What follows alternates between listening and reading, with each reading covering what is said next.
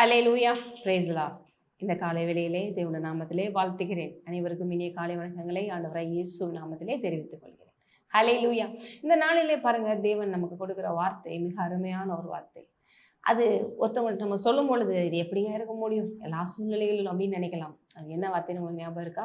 பார்க்கலாம். பிலிப்பியர் 4:4. கர்த்தருக்குள் எப்பொழுதும் சந்தோஷமாயிருங்கள் சந்தோஷமாயிருங்கள் என்று மறுபடியும் சொல்லுகிறேன் அப்படின்னு சொல்லிட்டு பவுல் சொல்றார்.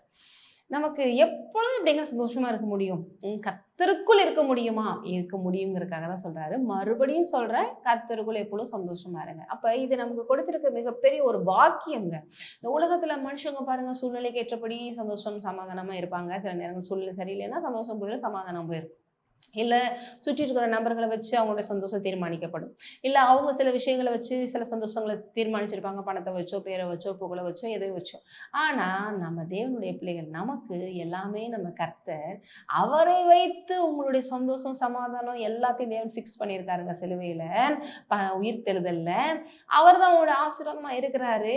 ஏன்னா அவர் தான் பாருங்க மாறாதவராக இருக்கிறாரு. அவர் தான் நம்ம விட்டு எடுபடாத நல்ல பங்கா இருக்காரு.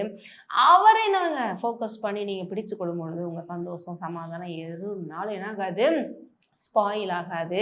ஏன்னா அவர் மாறதவரா இருக்கிறாரு, அவர் கைவிடாதவரா இருக்காரு, அவர் உண்மையுள்ளவராகவே இருக்கிறாரு. ஹல்லேலூயா. இந்த உலகத்துல மற்ற விஷயங்கள் மேல கண்ணு வச்சு அது வந்தா சந்தோஷம், இது வந்தா சந்தோஷம், அப்புறம் அது போச்சுன்னா போயிருது. ஆனா தேவன் பாருங்க மாறாதவர். ஆகவே அவரை நீங்க முதல்ல ஆசீர்வாதமா பார்க்க ஆரம்பிக்கணும். அப்படி அவருக்குள்ள சந்தோஷமா இருக்கும் பொழுது உங்க வாழ்க்கையில எல்லாவற்றிலும் சமாதானம் நிரம்பி வரும். அதனால தொடர்ந்து போட்டிருக்கு பாருங்க 6 நீங்க ஒன்றுக்கும் கவலைப்படாமல், இப்படி சந்தோஷமா இருந்து நீங்க எதுக்கும் கவலைப்படாம என்ன பண்ணணும், எல்லாவற்றையும் குறித்து. அப்ப இந்த பிரச்சனைகள் போராட்டங்கள்லாம் என்னங்க பண்றது அப்படின்னா அதுக்கு தான் சொல்லிட்டு இருக்கேன். எல்லாவற்றையும் குறித்து உங்கள் விண்ணப்பங்களை சோத்திரத்தோடு கூடிய ஜெபத்தினாலும் வேண்டுதலினாலும் தேவனுக்கு தெரியப்படுத்துங்கள். ஜெபம் பண்ணும் பொழுதே, தேவனே அப்பாவே நீங்க எல்லாத்தையும் அறிவீங்க, நீங்க எல்லாத்தையும் பார்த்துக்கிருவீங்க, உங்களுக்கு இது எல்லாம் பெரிய விஷயமே இல்லைப்பா, சித்தத்தின்படி எனக்கு நடத்தி இது அற்புதமா தரப்போறீங்க, நன்றி அப்படி சொல்லி, அதுதான் பாருங்க விசுவாசம். அப்படி ஜெபிக்கும் பொழுது எல்லா புத்திக்கும் மேலான தேவ சமாதானம் உங்கள் இருதயங்களையும் உங்கள் சிந்தைகளையும், இருதயம் மட்டுமல்ல உங்களுடைய சிந்தைகள், உங்களுடைய மென்டலா உங்க மைண்டுக்குள்ள டிஸ்டர்ப் பண்ற அநேக தாட்ஸஸ், இது எல்லாத்துலையுமே அது என்ன பண்ணும், பெரிய அளவிற்கு சமாதானத்தை கொண்டு வந்து கிறிஸ்து இயேசுக்குள்ளாக காத்துக்கொள்ள வைத்து, கிறிஸ்து இயேசுக்குள்ள உங்களுக்கு இருக்கிற வெற்றியை உணர வைத்து அங்க ஒரு பெரிய ஒரு தேவ சமாதானம் வரும். ஹல்லேலூயா. அப்ப எவ்வளவு ஒரு அருமையான வாழ்க்கைக்கு தேவன் நம்மளை அழைத்திருக்கிறாருங்கிறத மறந்துடாதீங்க. இன்னைக்கு கிறிஸ்தவ வாழ்க்கை வாழ்றவங்க நிறைய பேர் இப்படி வாழ்றது இல்லை பாருங்க. என்னைக்குமே பாருங்க, இந்த விஷயம் நடந்துட்டாங்க நான் சந்தோஷமா இருந்துருவேன், அந்த விஷயம் நடந்துட்டா சந்தோஷமா இருந்துருவேன். அதெல்லாம் நடக்கும், நடக்காதுன்னு சொல்லலை. ஏன்னா கிறிஸ்து உங்களுக்காக எல்லாவற்றையும் செய்து முடித்திருக்கிறார். அதை நீங்கள் நினைத்து அதுக்கு சோத்திரத்தோடு கூடிய ஜெபத்தை ஏறெடுத்து நீங்க தேவனுக்கு நன்றியோடு நீங்க இருக்கும் பொழுது ஆட்டோமேட்டிக்கா தேவன் உங்களுக்கு சிலுவையில் ஏற்படுத்தின வெற்றி உங்க வாழ்க்கையில பலிக்கும். பூர்ண சமாதானம் உங்களை ஆண்டு கொள்ளும்.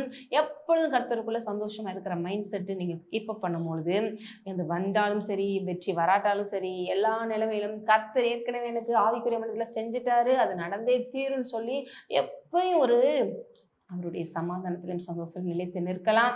அப்படி இருப்பது யாருக்கு நல்லது? உங்களுக்கு நல்லது இல்லையா?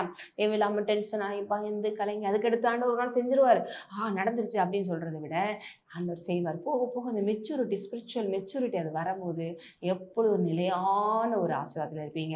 உங்களுடைய சமாதானம் நதியை போல இருக்கும். அநேகர் இந்த சந்தோஷ சமாதானத்தை கண்டு அவங்களும் தேவனை அறிந்து கொள்வார்கள், அவர்களும் ரட்சிக்கப்படுவார்கள். ஆமென். ஜெபிக்கலாம். நன்றி தகப்பனே, இந்த வார்த்தையை கேட்ட ஒருவரையும் ஆசீர்வதிக்கிறேன். இயேசு கிறிஸ்து நாமத்தினாலே இப்பொழுதே அப்பா இப்படியாக தங்கள் இருதயத்தை சிந்தைகளையும் காத்துக்கொள்ளட்டும், முக்குள் மகிழ்ந்து கனி கூறட்டும். ஆமென். ஆசீர்வதிக்கப்பட்டவர்.